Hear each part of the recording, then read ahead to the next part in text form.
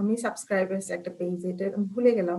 সম্ভবত অর্গানিক্স তাদের গ্রুপটার নাম, আমি যদি ভুলে না যাই। তাদের সবকিছু খাবার হচ্ছে অর্গানিক, যেটাই সেল করুক না কেন। আম স্বভাবতই প্রাইস একটু বেশি।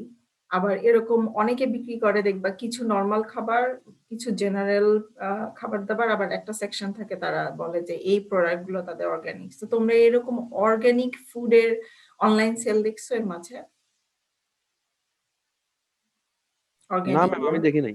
দেখো, হ্যাঁ, যারা দেখো না এটা খেয়াল করে দেখবা। এখন আমাদের দেশে এই ট্রেন্ডটা কিন্তু খুব বেশি দিন আগেও ছিল না। আমরা খাবারেই খুশি, এটা অর্গানিক ইনঅর্গানিক কোথা কিভাবে আসলো। কিন্তু ইদানিং যখন অনেকেই আমরা হেলথ সচেতন হচ্ছি, বা জানি না, অনেকটা স্টাইল বা ফ্যাশনও বলা যায় যে অর্গানিক ফুড এক ধরনের ট্রেন্ড চলে আসছে, যেটা বাংলাদেশের বাইরে অনেক আগে থেকেই শুরু হয়েছিল। ইভেন আমাদের দেশে এখনো কিন্তু তুমি সুপার মার্কেটে বা যে কোনো মার্কেটে যাও, আমি সুপার মার্কেটই বলবো, ওখানে তো কোনো আলাদা কোনো আইল পাবা না অর্গানিক ফুডের জন্য। কিন্তু বিদেশে যে কোনো দেশে তুমি যদি যাও, ডেভেলপড কান্ট্রিতে, তাদের একটা আলাদা আইল থাকে, ভেজিটেবলের আলাদা আইল থাকে, এবং সব প্রোডাক্টের একটা আলাদা একটা পার্ট থাকবে যেখানে শুধুমাত্র অর্গানিক ফুড থাকে, এবং সেখানে লেবেল করা থাকে যে এটা হচ্ছে অর্গানিক। এবং যেখানেই দেখবা যে লেবেলটা থাকবে, লেবেল থাকা মানেই হচ্ছে দাম কয়েক গুণ বেড়ে যাবে। সেম অ্যামাউন্ট, সেম প্রোডাক্ট বলবো না, একটা অর্গানিক আর একটা ট্র্যাডিশনাল ওয়েতে চাষ হচ্ছে। যখনই সেখানে লেখা থাকে অর্গানিক, তার মানে সেখানে তুমি এক্সপেক্ট করবা কয়েক গুণ দাম বেশি। আমি জানি না চ্যাটে অলরেডি আইডি লেখা শুরু করছো কিনা, মনের শান্তিতে যারা দিচ্ছ দাও, আমি একটু পরে আমাকে মনে করিয়ে দিবা, আমি তোমাদেরকে লিংকটা দিব অ্যাটেন্ডেন্সের জন্য। তো আমরা যেটা বলছিলাম যে অর্গানিক যে ট্রেন্ডটা, আজকে আমাদের পড়াশোনা হচ্ছে এই অর্গানিক ফুডটা আসে কি করে, অর্গানিক যে ফার্মিং এর মাধ্যমে আসে, আসলে অর্গানিক ফার্মিংটা কি, বা যখন আমরা বলি যে একটা ফুড 100% অর্গানিক, তার মানে কি, এটা কিভাবে চাষ করা হয়, যে এত দাম নিচ্ছে কেন আমার কাছ থেকে। কোনো জিনিসের দাম যদি 2 টাকা হয়, অর্গানিক 8 টাকা, 10 টাকা, 12 টাকা পর্যন্ত হতে পারে, সেই সিমিলার অ্যামাউন্টের জিনিসটাই। কেন এরকম হচ্ছে, কি করছে এই জায়গায় যে এটা প্রডিউসের দাম এত বেড়ে যাচ্ছে কেন। তো আজকে আমাদের পড়াশোনায় অর্গানিক ম্যানেজমেন্টের আন্ডারে একটা টপিক, সেটা হচ্ছে অর্গানিক ফার্মিং। আমরা যখন বলি অর্গানিক ফার্মিং, তার মানে হচ্ছে যে আমাদের চোখ মনে ভেসে ওঠে যেখানে কোনো ইনঅর্গানিক জিনিস থাকবে না।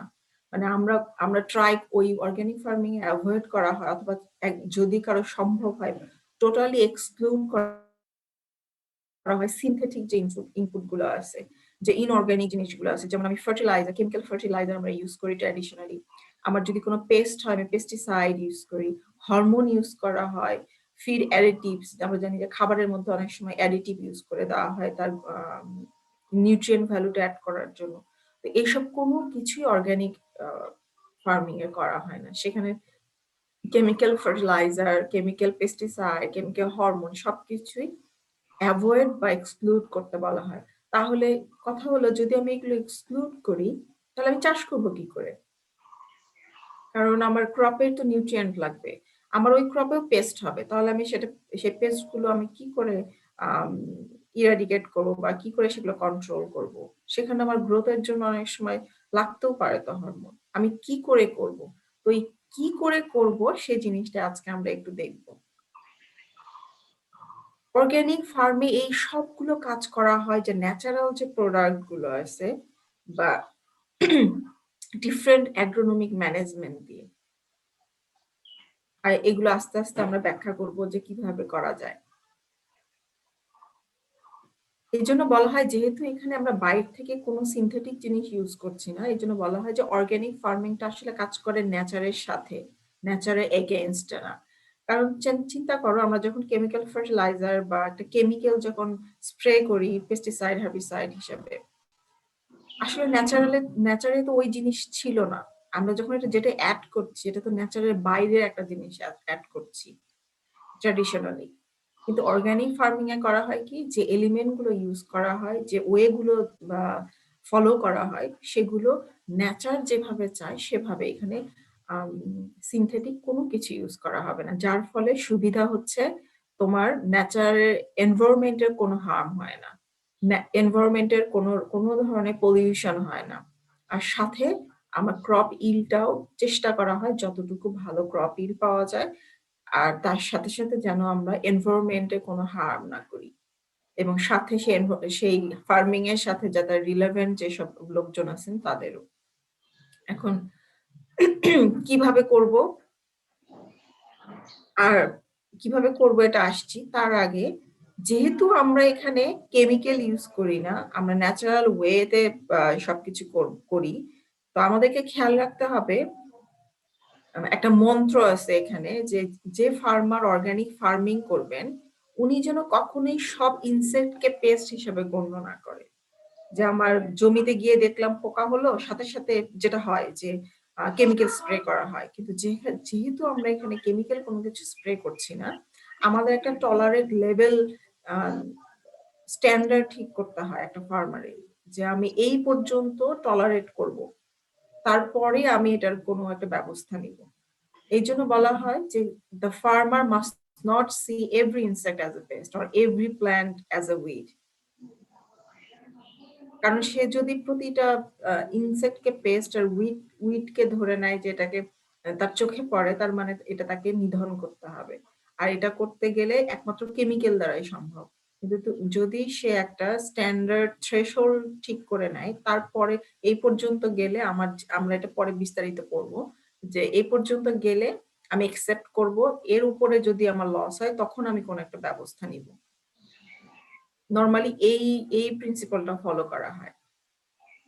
তাতে হচ্ছে এইমটা হবে যে তুমি totally pest, insect pest, disease or weed, এগুলোকে তুমি টোটালি ইরাডিকেট করবা না, এটা কন্ট্রোলে রাখবা বা অ্যাকসেপ্টেবল লেভেলে রাখতে হবে, তাহলে বেনিফিটটা পাওয়ার জন্য। যেটা আমরা বলছিলাম, এখানে একটু যদি এই গ্রাফটা ফলো করো একটু কাইন্ডলি আমার সাথে, যে এক্স অ্যাক্সিসে আছে আমাদের টাইম, আর ওয়াই অ্যাক্সিসে আছে যে কোনো পেস্ট ইনফেস্টেশন, সেটা যেটাই হোক, ইনসেক্ট, ডিজিজ। তাহলে আমার টাইমের সাথে সাথে আমার ইনফেস্টেশনটা বাড়ে, যদি দেখো আস্তে আস্তে বাড়ছে, আমরা কন্ট্রোল করছি না, কোনো ধরনের কন্ট্রোল করছি না, উইদাউট কন্ট্রোল আস্তে আস্তে আরো বাড়ছে, আরো বাড়ছে, আরো বাড়ছে। এখন দেখো একটা লেভেল পর্যন্ত, যেখানে আমার কার্সরটা আছে রেড বক্স করা, একটা পয়েন্ট পর্যন্ত যদি লসও হয়, আমার ইনফেস্টেশন অনেক হচ্ছে, সাথে আমার ইল লস হচ্ছে, এই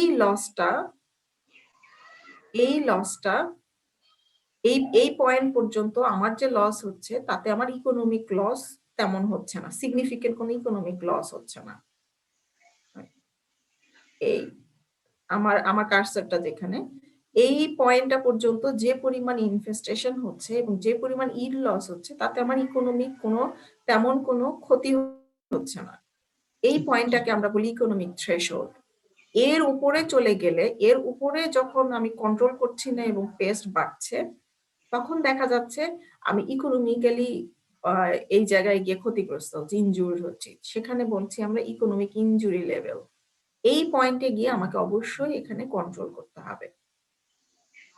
তো যখন আমরা ট্র্যাডিশনাল ওয়েতে, আমরা দেখা যায় কি এই ইকোনমিক থ্রেশহোল্ডের নিচেও, এই লেভেলেও আমরা দেখা যায় কেমিক্যাল স্প্রে করে দিই, কিন্তু যেহেতু এখানে আমরা কেমিক্যাল স্প্রে করবো না, আমাদেরকে চিন্তা ভাবনা করে করতে হবে, তো আমরা এই ইকোনমিক থ্রেশহোল্ড লেভেল পর্যন্ত আমরা হয়তো বা এটাকে অ্যাকসেপ্ট করতে পারি, যেহেতু এই পর্যন্ত আমার ইকোনমিক লস হচ্ছে না।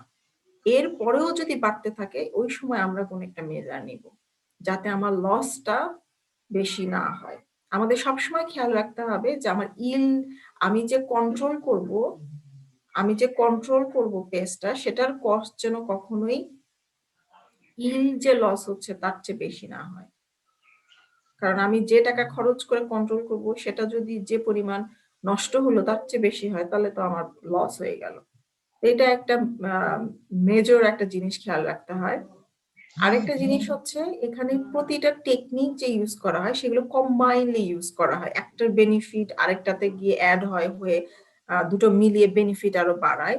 আমরা এগুলো সবই ব্যাখ্যা করব এখন। যেমন আমরা যদি যেহেতু আমরা ন্যাচারালের সাথে একসাথে চলছি, এগেনস্টে যাচ্ছি না, আমার সয়েল যদি ভালো থাকে, সয়েলের স্ট্রাকচার ফার্টিলিটি যদি আমি মেনটেন করতে পারি, তার মানে আমার অনেক সমস্যার সমাধান এমনিতেই হয়ে যাচ্ছে। তো এই জন্য আমি কম্পোস্ট ব্যবহার করব, এর গত ক্লাসে যেগুলো আমরা বলছি যে ওয়েস্ট ম্যাটেরিয়াল ম্যানিউর গুলো ইউজ করব। আর সয়েলের যে সময় যে রাইট টাইমে আমি যেন কাল্টিভেশন করি, রাইট টাইম মিনস আমার সয়েলটা প্রচন্ড ড্রাই, আমি ইরিগেশন দেই নাই, আমি ড্রাই সয়েলে যদি আমার সয়েলে যদি জো কন্ডিশন ফিল কন্ডিশন না আসে, আমি দেখা যায় কাল্টিভেশন করতে গেলে আমার সয়েলের স্ট্রাকচার নষ্ট হয়ে যাবে। আমি ক্রপ রোটেশন ইউজ করতে পারি, কারণ ক্রপ রোটেশন যদি আমি ইউজ করি, একই ক্রপ আমি বারবার করছি না, আমি এক একবার এক এক ক্রপ করছি এবং এক এক গ্রুপের ক্রপ করছি, যার ফলে আমার সয়েল এক্সজস্টেড হবে না। আমি গ্রিন ম্যানিউর, মালচিং এসব ইউজ করতে পারি।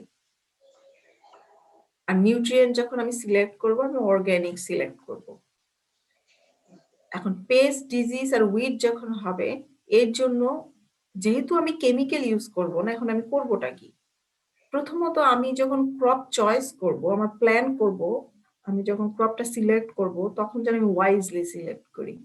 আমার ওই এক্সাক্ট ক্লাইমেটে, ওই exact socio economic condition, soil সব মিলিয়ে যে ক্রপটা সুইটেবল হবে, হাইলি অ্যাম্বিশাস না হয়ে যে ক্রপটা সুইটেবল হবে, আমার সয়েল ফার্টাইল না, মোটামুটি টাইপের সয়েল, ওখানে যদি আমি কোনো এক্সজস্টিভ টাইপের ক্রপ করি, তাহলে কিন্তু সেটা ঠিক মতো হবে না, ওটা ইজিলি ডিজিজ ইনসেক্ট ইনফেস্টেশন বেশি হবে। তো আমি এমন ক্রপ সিলেক্ট করব সেটা যেন সেই আমি যেটা মিন করছি যে আমার সয়েল এবং এনভায়রনমেন্ট এবং আমার যে ক্যাপাবিলিটি আছে, যে যেগুলো আমি আমার ম্যাটেরিয়াল আছে ইনপুট দিতে পারবো, এটার সাথে সামঞ্জস্যপূর্ণ হয়। যেন রেজিস্ট্যান্ট টাইপের ক্রপ নিতে পারি। যে তিনটা ভ্যারাইটি আছে, তিনটা ভ্যারাইটির মধ্যে একটা ভ্যারাইটিতে আমরা জানি যে কম ডিজিজ ইনসেক্ট হয়, আর বাকি দুটো সাসেপ্টেবল বেশি। তো আমি কেন ওই দুটো নিতে যাবো, যেহেতু আমি কেমিক্যাল ইউজ করব না। আর ওভারঅল কাল্টিভেশন প্র্যাকটিসে যেগুলো বলা হয় করার জন্য, আমি যেন সব ফলো করি।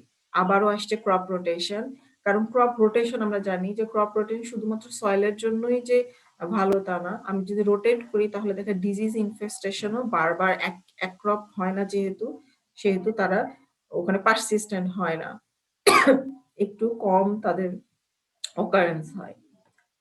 আর তোমরা দেখছো মনে হয় ফিল্ডে অনেক সময় তার টানিয়ে দেওয়া হয় বা খুঁটি টানিয়ে দেওয়া হয়, তাতে দেখবা পাখি এসে বসে থাকে, যদি খেয়াল করে থাকো। তাতে কি হয়, অনেক সময় যদি পোকামাকড় থাকে জমিতে, যখন ইনসেক্ট হয় তারা খেয়ে ফেলে। তো আমি ওখানে স্প্রে না করে আমি এখানে পাখি বসার ব্যবস্থা করতে পারি, যাতে তারা পোকা খেয়ে ফেলে। ন্যাচারাল পেস্টিসাইড ব্যবহার করা হয়, অনেক ন্যাচারাল পেস্টিসাইড আসে যেগুলো, যেমন একটা উদাহরণ দিতে পারি যে অনেক জায়গায় ইদানিং হচ্ছে, যদিও খুব লার্জ আকারে এখন শুরু হয় নাই, তোমরা অ্যালিলোপ্যাথি, অ্যালিলো কেমিক্যাল পড়ছো, যে অনেক প্ল্যান্টে অ্যালিলো কেমিক্যালস যেগুলো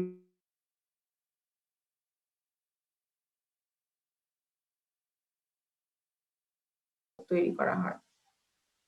ক্রপ চয়েসের কথা আগেই বলছি যে আমার এনভায়রনমেন্ট সয়েলের উপর ডিপেন্ড করে আমি সিলেক্ট করব। লিগুমিনাস ক্রপ সিলেক্ট করব, তাতে আমার নাইট্রোজেনটা ফিক্সেশন যেহেতু হচ্ছে অর্গানিক ম্যাটারের সাথে সাথে, এতে আমার নাইট্রোজেনের ঘাটতিটা কম হবে, যেহেতু আমি ফার্টিলাইজার এখানে দিচ্ছি না। ক্রপ রোটেশন আমরা বললাম, কম্পোস্টের কথা বলছি। মালচিং যেমন একটা ইম্পর্টেন্ট জিনিস, আমরা মালচিং করি কি জন্য, যাতে সয়েলের ময়েশ্চারটাকে প্রিজার্ভ করার জন্য। সয়েলে ময়েশ্চারটা প্রিজার্ভ করছে, আর সাথে আবার কিন্তু এগুলো পরে সয়েলের সাথে মিশে যাচ্ছে, যদি আমরা সিনথেটিক ইউজ না করে স্ট্র বা এই জাতীয় জিনিস ইউজ করি, তো এগুলো দেখা যায় সয়েলের সাথে আবার মিশে যাচ্ছে। আবার এর সাথে আবার উইডও কিন্তু আমরা সাপ্রেস করতে পারি, যেহেতু আমরা কাভার করে দিচ্ছি ম্যাটেরিয়াল দিয়ে, তাতে উইডটা আলো এবং সূর্যের আলো সানলাইট না হওয়ার কারণে দেখা যাচ্ছে ডরমেন্ট অবস্থায় থেকে যাচ্ছে নিচে, তাতে উইডটাও সাপ্রেস হচ্ছে। তো একটা জিনিস দিয়ে আমরা অনেক কিছু মেনটেন করতে পারতেছি। ম্যাম ডান দিকের ছবিটাতে কি ইউজ করছে মালচিং ম্যাটেরিয়াল হিসেবে? এটা একটা পলিথিন। এটা একটা পলিথিন। ম্যাম লাল লাল রঙের এগুলা কি? এটা মাটি। মাটিটার রং এরকম। এটা পলিথিন আর এটা মাটি। মাটিটার কালার অনেক সুন্দর।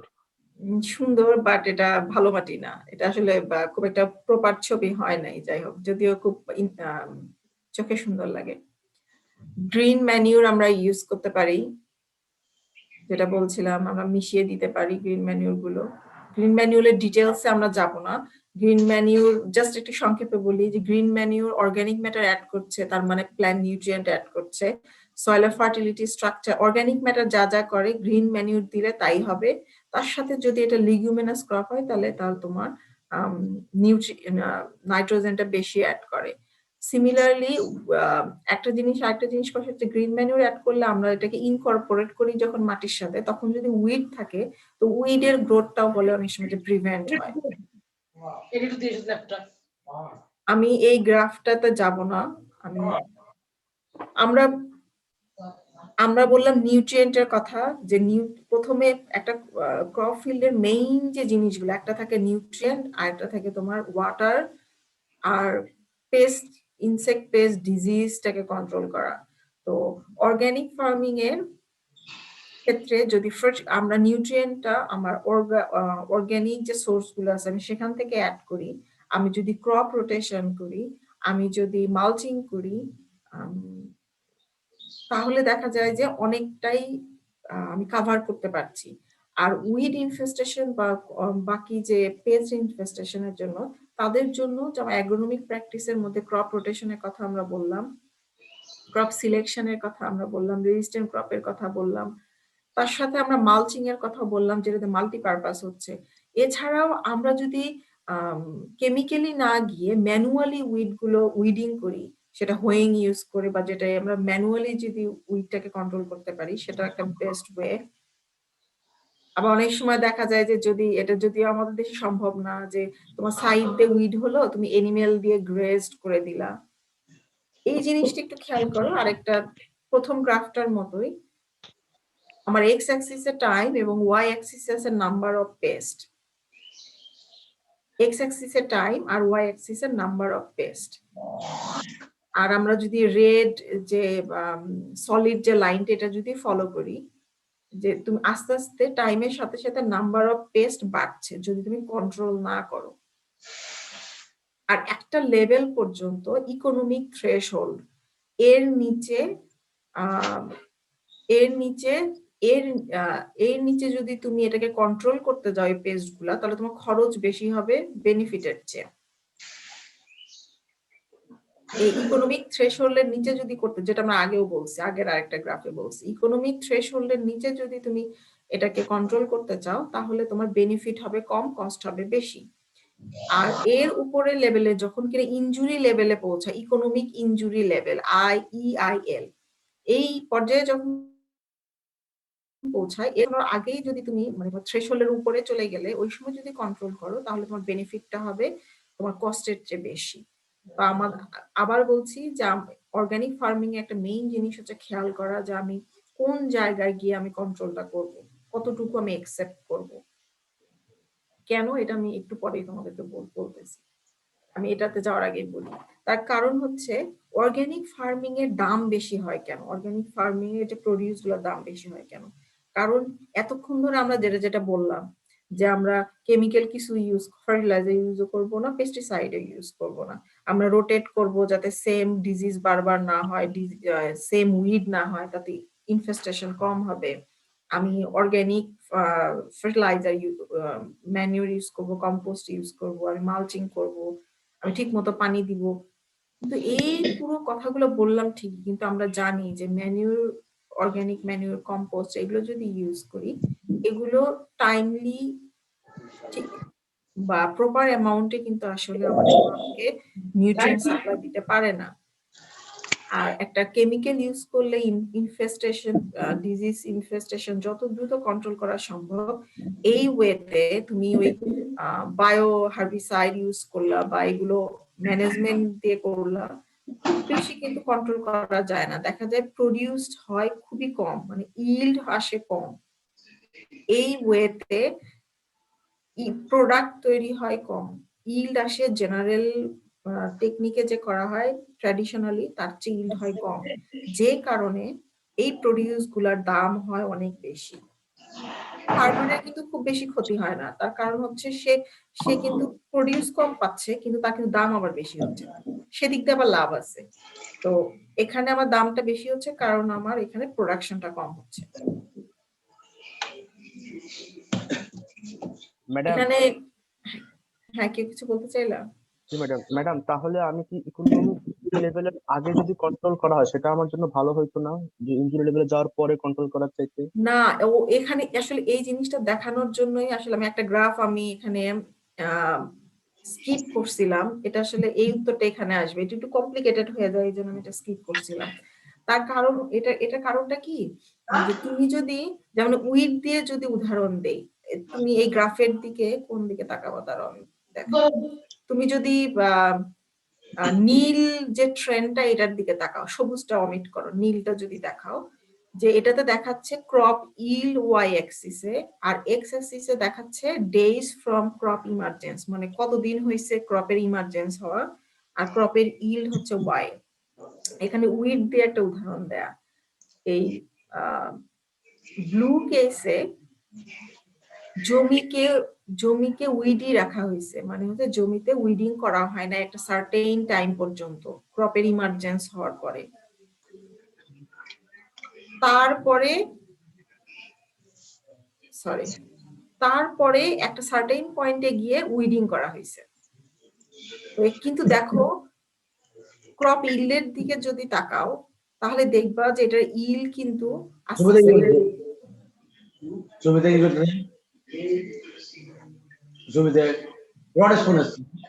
এটা ক্রপ ইলটা কমছে। আচ্ছা কে কথা বলতেছে আমি জানি না।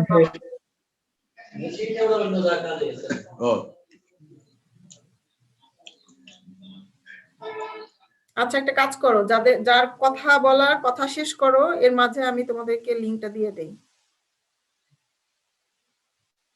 আর যার কথা বলা দরকার কাইন্ডলি কথা শেষ করো।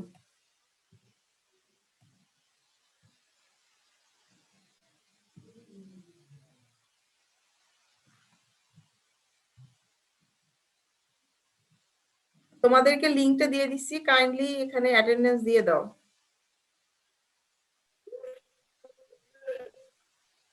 আর আচ্ছা তোমাদের সাথে 135 কে আছে বি সেকশনের, 135 135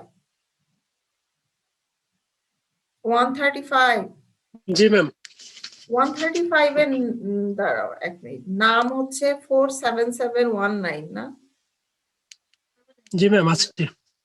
হ্যাঁ তোমার তোমার নাম কি 47719? না ম্যাম। হ্যাঁ তাহলে প্রথম দিন না হয় ভুল করে লিখলাম, প্রতিদিনই ভুল করে নামের জায়গায় তোমার রেজিস্ট্রেশন নাম্বার লিখে রাখো। সরি ম্যাম, ভুল হয়ে গেছে, খেয়াল করি। হ্যাঁ আজকে নামটা লেখো দেখি, তোমার নামটা কি বলো তো? তোমার নামটা কি? ম্যাম মুস্তাহিদুর রহমান। আচ্ছা মুস্তাহিদ, আজকে নাম লিখো, রেজিস্ট্রেশন না লিখে। আচ্ছা জি। আমরা যেখানে ছিলাম, আমি এটাকে কমপ্লিকেটেড না করে বলি যে, দাঁড়াও এক মিনিট আমি ওখানে নিয়ে যাই, কমপ্লিকেটেড না করে বলি, সেটা হচ্ছে তুমি যদি এই থ্রেশহোল্ডের নিচে গিয়ে এখানে গিয়ে যদি তুমি কন্ট্রোল করা শুরু করো, তোমার যে আমি সহজ সহজ করে বলি, তোমার যে জিনিসপত্র নিয়ে তুমি যুদ্ধে নামতে চাচ্ছ সেটা সেটা দিয়ে তুমি পুরো টাইমটা কন্ট্রোল করতে পারবা না, কারণ তুমি তো প্রপার ইকুইপমেন্ট নিয়ে নামতেছো না। তোমার মানে তোমার যে যন্ত্রপাতি নিয়ে নামতেছো, যে ম্যাটেরিয়াল নিয়ে নামতেছো তোমার পেস্টের বিরুদ্ধে, তোমার খুব বেশি জিনিসপত্র নাই, এটা তোমার সরবরাহ খুব বেশি না, তুমি ইনপুট খুব বেশি দিতে পারবে না, লিমিটেড ইনপুট এবং লিমিটেড নাম্বার অফ ইনপুট। যে কারণে তুমি যদি প্রথম থেকে, যে আমাকে প্রশ্ন করছিলা, ইকোনমিক থ্রেশহোল্ডের নিচে থেকে যদি শুরু করো, একে তো তোমার প্রডিউসই কম হচ্ছে, বিভিন্ন এখানে শুধুমাত্র পেস্টের জন্য না, তোমার ফার্টিলাইজারও আছে, নিউট্রিয়েন্টও আছে এই জায়গায়, তোমার এমনিতে প্রোডিউসই কম হচ্ছে, আর তুমি যদি আগে থেকে খরচ করা শুরু করো তুমি একদম লসে পড়ে যাবা, একদম লস, মাইনাস হয়ে যাবে। আর এখানে করলে এটা এটা যদি তুমি কেমিক্যাল দিয়েও করো তাও এই জায়গাটাতে আসলে বলা হয় যে এই থ্রেশহোল্ডের নিচে আসলে কন্ট্রোল করতে কাউকেই বলা হয় না, সেটা যে পদ্ধতিতে হোক না কেন। আর আর যদি শুরুও করতে চাও তাহলে তোমাকে এটাকে কন্টিনিউ করতে হবে লম্বা সময় ধরে, যতটুকু সরবরাহ, যতটুকু ইনপুট তুমি দিতে পারবে না অর্গানিকে। আর এই জন্যই বলা হয় যে অর্গানিকে বলা হচ্ছে যে সব সব পোকাকে পেস্ট ভাইবো না, সব উইডকেই ভাইবো না হার্মফুল, কারণ তুমি তো এগুলো সবগুলোকে নিধন করতে পারবা না, আবার সবগুলোকে নিধন করাও তোমার জন্য যুক্তিযুক্ত, লজিক্যাল না। সেটা কিন্তু ট্র্যাডিশনালও বলা হয় যে একটা একসেপ্টেবল লেভেল পর্যন্ত তুমি অ্যালাউ করতে পারো, কারণ তুমি যে খরচটা করবা ওটাকে দূর করতে, তাতে কিন্তু তোমার খরচটা বেশি হবে বেনিফিটের চেয়ে। তো এটা আগে করাটা ইকোনমিক্যালিও হবে না, এনভায়রনমেন্টের দিকে খেয়াল করলেও এটা যুক্তিযুক্ত না সব পদ্ধতিতে। Thank you. আচ্ছা, আর এই ছবিটা দেখাতে চাচ্ছিলাম, এটা একটা, দেখো তোমরা, এটা হচ্ছে বাম সাইডের দুইটা যে ছবি পরপর, একটা লাল রঙের একটা মানুষ দেখা যাচ্ছে, আর একটা আনফরচুনেটলি ছোট দুইটা বাচ্চা দেখা যাচ্ছে ডিফর্ম। এটা তোমরা এজেন্ট অরেঞ্জ নামে কখনো শুনছো কোনো কিছু? ভিয়েতনামে একটা যুদ্ধ হচ্ছিল, ওটা 1961-71 সালের দিকে। যদি না জেনে থাকো তোমরা এটা একটু সার্চ দিয়ে দেখতে পারো, খুব ইন্টারেস্টিং। আনফরচুনেটলি এরকম এরকম এরকম হয়েছে পৃথিবীতে, অনেক কিছুই হয়েছে। এটা আমাদের আজকের কথার সাথে একটু রিলেভেন্ট, এই জন্য আমি এটা আনলাম। সেটা হচ্ছে ভিয়েতনামে যখন ওয়ার হয় তখন ইউএসএ ওরা যখন আসতো বম্বিং করতে বা তাদেরকে অ্যাটাক করতে, তখন দেখা যেত যে ভিয়েতনামে অনেক বড় বড় ফরেস্ট, মানে বড় বড় গাছ, ফরেস্ট, ঝোপ জঙ্গল ছিল। তো তখন নিচে থেকে ভিয়েতনামের যে সৈন্যরা ছিল তাদেরকে তারা দেখতে পারতো না, তো তারা নিচে থেকে তারা আবার কাউন্টার অ্যাটাক করতো। তখন ইউএসএ আর্মিরা ঠিক করলো যে এই গাছগুলো যদি পাতা না থাকে বা গাছগুলো যদি না থাকে তাহলে আমরা ইজিলি দেখতে পারবো মাটিতে কারা আছে। তো তখন তারা এজেন্ট অরেঞ্জ নামে একটা হার্বিসাইড, এটা মেইনলি হচ্ছে তোমার ডিফোলিয়েশন ঘটায়, গাছে ডিফোলিয়েট করে। এটা সম্ভবত 2,4-D আর 2,4-D দুই ধরনের কেমিক্যাল কম্পাউন্ডকে একসাথে করে নাম দিল তারা এজেন্ট অরেঞ্জ। এগুলো তারা প্লেন থেকে স্প্রে করে দিল। স্প্রে করে দিলে তাদের টার্গেট হচ্ছে ডিফোলিয়েশন হবে, গাছে পাতা পড়ে যাবে, গাছ মরে যাবে, আর দেখতে পারবে, হার্বিসাইড যেহেতু, দেখতে পারবে যে তারা নিচে কারা আছে। তারা যখন স্প্রে করলো, হ্যাঁ ঠিকই ওগুলো ইয়া হলো, কিন্তু সাথে যেটা হলো সেটা হচ্ছে অনেক মানুষের উপরে ইফেক্ট পড়লো, অনেক মানুষের উপরে, এবং এটা অনেক দীর্ঘদিন পর্যন্ত এই ইফেক্ট চলছে, কারণ এটা এতটা পয়জনাস ছিল। তারা জানি না ইউএসএ, আমি আসলে ডিটেলস ওই পর্যন্ত আমি দেখি নাই যে ইউএস এর লোকজন আসলে জানতো কিনা আগে থেকে যে এটা মানুষের উপরে ইফেক্ট করতে পারে কিনা, আমি এতটুকু বলতে পারবো না। তবে অনেক বছর পর্যন্ত সেখানে ডিফর্ম বেবি পর্যন্ত হয়েছে, ওখানে একটা ফুড চেইনে ঢুকে গেছে তাদের এই টক্সিক জিনিসটা। ইভেন তাদের আশেপাশের কান্ট্রি গুলাতেও দেখা গেছে যে শুধু তাদের কান্ট্রি না, তাদের আশেপাশের কান্ট্রি গুলাতে অনেক সময় অনেক বছর যখন বাচ্চা হতো একটা পার্সেন্টেজ এরকম ডিফর্মড হতো।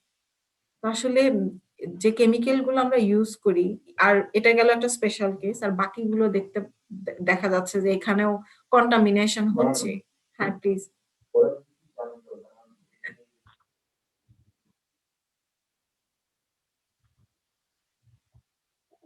আচ্ছা, থ্যাংক ইউ ইনফরমেশনের জন্য।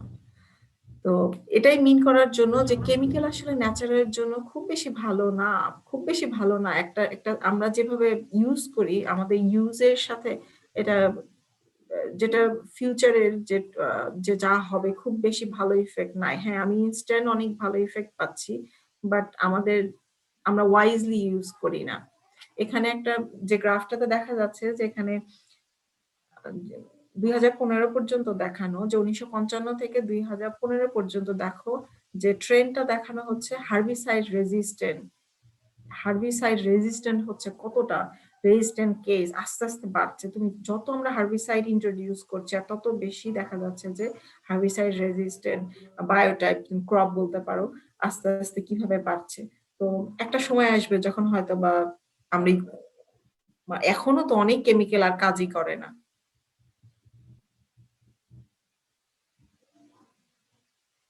ওই সিমিলার যে কথাগুলো স্লাইডটা আবার একটু বুঝিয়ে দিলে ভালো হতো।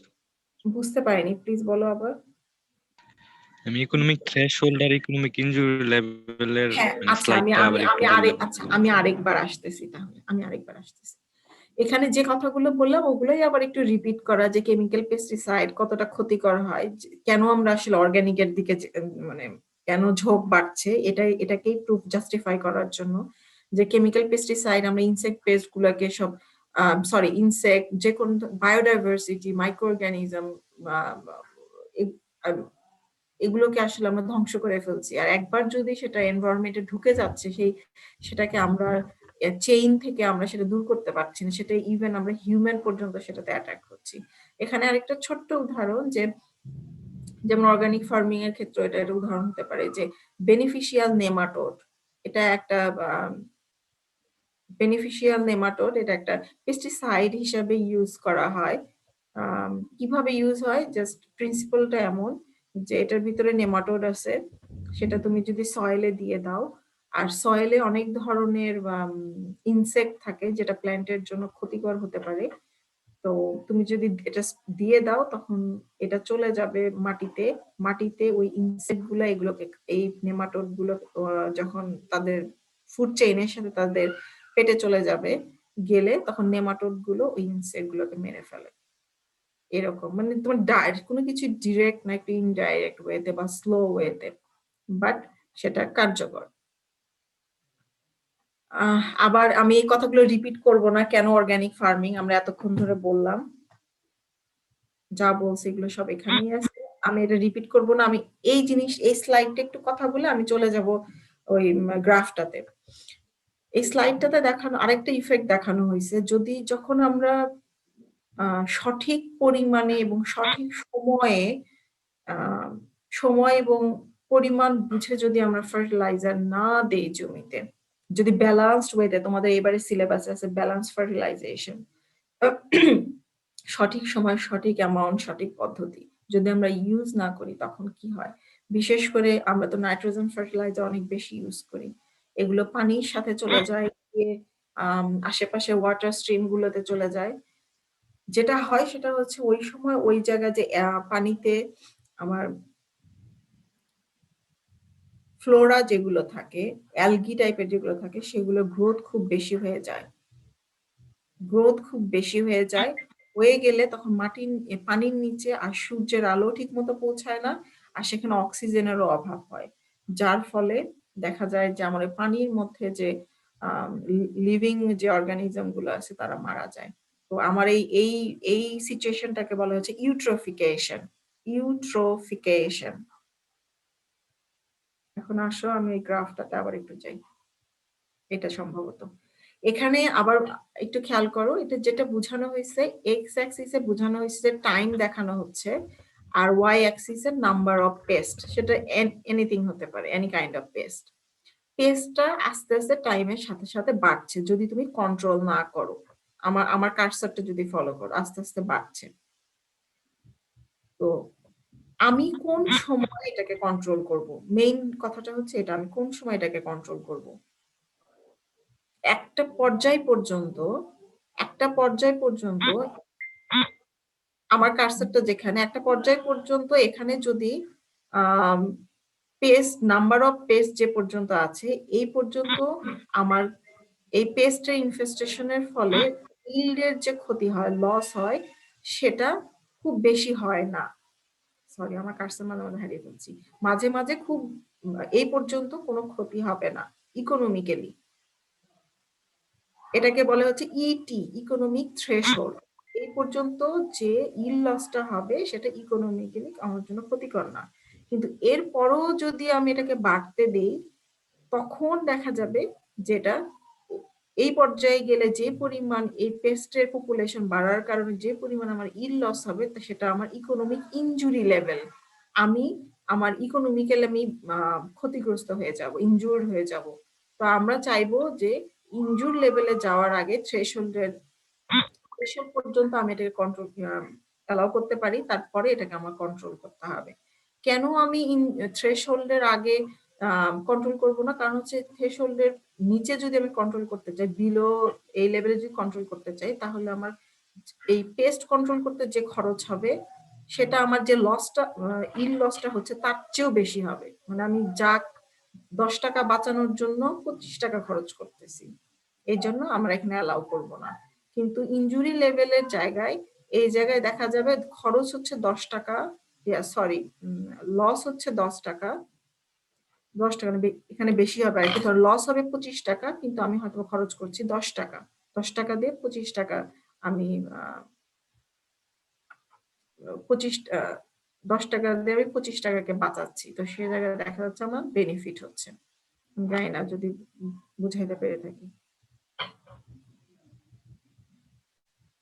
তোমাদের জন্য আর একটা লাস্ট জিনিস আছে আমার। গত ক্লাসে আমি তোমাদেরকে একটা প্রশ্ন করছিলাম, এটা লাস্ট জিনিস দেখি আমাদের ক্লাস আজকে শেষ। তোমরা যে কয়জন আসছো কাইন্ডলি অ্যাটেন্ডেন্স দিয়ে দিও। আমি তোমাদের একটা প্রশ্ন করছিলাম যে একটা সয়েলে কতটুকু অর্গানিক ম্যাটার আছে আমরা কি করে জানবো, বা অর্গানিক কার্বন কন্টেন্ট বা অর্গানিক ম্যাটার কন্টেন্ট কতটুকু আছে কিভাবে জানবো। তোমরা সুন্দর সুন্দর কথা বলছিলে, এখানে জাস্ট একটা দেখানো যে কিভাবে করা যায়।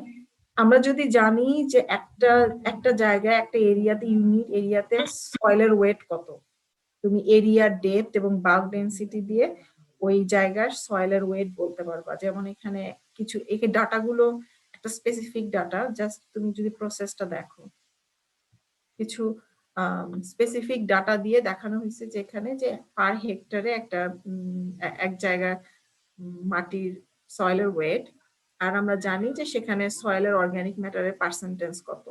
সেখান থেকে এই পার্সেন্টেজ আর মাটির সয়েলের ওয়েট দিয়ে বের করা যাবে যে কতটুকু অর্গানিক ম্যাটার কন্টেন্ট আছে। আর যদি তুমি অর্গানিক ম্যাটার না জেনে অর্গানিক কার্বন জানো, তাহলে ওই যে আমরা জানি যে কনভার্সন ফ্যাক্টর আছে, সে কনভার্সন ফ্যাক্টর ইউজ করতে পারো। আর কনভার্সন ফ্যাক্টরের যে থিম সেটা হচ্ছে অর্গানিক ম্যাটারে 58% অর্গানিক কার্বন থাকে। এই থিমটা ফলো করে এটা কনভার্সন করা যায়। আর যেটাই তুমি বের করতে যাও না কেন, অর্গানিক ম্যাটার বা অর্গানিক কন্টেন্টের আগে এটার অ্যানালাইসিস করে নিতে হবে। জাস্ট তোমাদের একটু দেখানোর জন্য যে আসলে কিভাবে ক্যালকুলেশন করা হয়। কারো কোনো প্রশ্ন আছে? ম্যাম, একটা ফিল্ডে অর্গানিক ম্যাটার তো সব জায়গায় একই রকম থাকে না, তাই না? হ্যাঁ, একদম খুব ভালো কথা সেটা বলছো। কিভাবে এটা এটা আসলে এটাকে বলে রিয়েল টাইম কিছু টেকনিক আছে। আমি এগুলোর বিষয়ে খুব বেশি পারদর্শী না, খুব ভাষা কিছু আইডিয়া আছে। যেমন অনেক ধরনের সেন্সর ইউজ করা হয়, যেমন ইএমএস সম্ভবত 90 or 30 কিছু সেন্সর আছে, যেটা বাংলাদেশে আসলে এগুলো এখনই মানে জিপিএস বেসড কিছু সেন্সর দিয়ে, যেমন আমি জাস্ট আইডিয়াটা বলি। এটা মেইনলি আমি জানি যে ময়েশ্চার কন্টেন্টে করা যায়, ইসিডিসি আর অন্য কিছু, আমি শিওর যে অর্গানিক ম্যাটারেও করা যাবে। যে সেন্সরকে তুমি ওইভাবে ডেভেলপ করে নিলা, নিয়ে তারপরে সেন্সরটাকে জিপিএস দিয়ে দিলা, সাথে জমিতে ছেড়ে দিলা, তারপরে প্রতিটা কোঅর্ডিনেট অনুযায়ী সে ওখানকার ডাটা দিবে, দিয়ে একটা ম্যাপ তৈরি করবে। তারপর সেই ম্যাপটাকে তুমি বা নিউমেরিক্যালি আবার কনভার্ট করে বোঝা যায়। মানে এটা সম্ভব, কিন্তু বাংলাদেশে এখনো শুরু হয়নি। বিদেশে অনেক জায়গায় হয়, ঠিক এক্স্যাক্টলি অর্গানিক ম্যাটারের জন্যই না, আর অনেক প্যারামিটারের জন্য করা যায়। আর তোমার কথাটা খুব ভালো, আসলে এরকম এর জন্য বলা হয় যে সাইট স্পেসিফিক ম্যানেজমেন্ট। আমরা করি হচ্ছে কি পুরো ফিল্ডটাকে এক হিসেবে গণ্য করি, যেটা আমাদের অনেক বড় একটা ভুল না, আমাদের আসলে লিমিটেশন, যে পুরো জমিটা 1 হেক্টর জমি আমার সিমিলার হবে না। ম্যাডাম, আপনি যদি হচ্ছে যে মানে প্রত্যেকটা জায়গা বা আলাদা আলাদা ভাবে করেন, সেক্ষেত্রে তো আবার কস্ট একটু বেড়ে যাবে, তখন ওই তো যে একটা ঝামেলা। না, ওই ক্ষেত্রে কি যে ওদের ওই জিনিসটা আছে, যেমন বিদেশের এই জিনিসটা হয় যে ওরা যখন ম্যাপ করে ফেলে, সেই ম্যাপ অনুযায়ী ওরা তখন আলটিমেটলি আসলে যদি তুমি ইনপুট দিতে পারো, তোমার কিন্তু আউটপুট বেশি হবে আলটিমেটলি। ম্যাপটা বাংলাদেশে নিয়ে আসলেই তো হয়। হ্যাঁ, না ম্যাপটা বাংলাদেশের না। তোমাকে লাগবে ওই টেকনিকের সাথে টেকনিকটা শুধু তো মেশিন নিয়ে আসলা, কিন্তু সেই মেশিন চালানো এবং মেশিনের ভাষাটা তো বুঝতে হবে। আমি জানি যে আমাদের ডিপার্টমেন্টের 2-1 জন টিচার তারা সেন্সর নিয়ে কাজ করছেন বিদেশে, কিন্তু আসলে বাংলাদেশে এখনো আমি শিওর বাংলাদেশে কিছুদিনের মধ্যে দেখবে, কারণ এখন তো আসলে প্রচুর প্রিসিশন, এটাকে যেটা আমরা অন্য টার্মে বলি যে প্রিসিশন এগ্রিকালচার নিয়ে প্রচুর কাজ হচ্ছে ইদানিং বাংলাদেশে, বিশেষ করে টেকনিক গুলো নিয়ে। একসময় যখন অ্যাডপ্ট করা শুরু হবে আমি শিওর যে দেখবা, তোমরাও দেখতে পাবে একসময়। আমাদের অ্যাগ্রোনমি থেকে কিন্তু প্রিসিশন এগ্রিকালচারে আন্ডার গ্রেডে কোর্স অফার করা হচ্ছে ইলেকটিভ হিসেবে, অপশনাল বলো তোমরা। ওখানেও যারা আসবে তারা হয়তো একটু দেখতে পারবে। তো আসলে সবকিছুই হবে ইনশাল্লাহ সামনে। আর আমি থ্যাংক ইউ যে আমি খুবই এনজয় করছি তোমাদের ক্লাস। আমি জানি না তোমরা কতটুকু এনজয় করছো, কারণ ইন্টারেক্টিভ না হলে ক্লাস নেওয়া সম্ভব নয়। যে সুন্দর সুন্দর প্রশ্ন করো, এতে ক্লাস নিতে ভালো লাগে। সবাইকে থ্যাংক ইউ। আমার শেষ করতে হবে এখন। Thank you ma'am. Thank you. আর যে পড়তে গিয়ে যে জায়গায় যে কোনো জিনিস, আমি জানি ছোট্ট চ্যাপ্টার, তারপরে যদি কোনো সমস্যা হয় অল টাইম ওয়েলকাম, যোগাযোগ করবা। আর অ্যাটেন্ডেন্স আশা করি আজকে সবাই দিয়ে দিছো। সবাই ভালো থেকো, নিজেদের খেয়াল রেখো। খোদা হাফেজ। আপনিও খেয়াল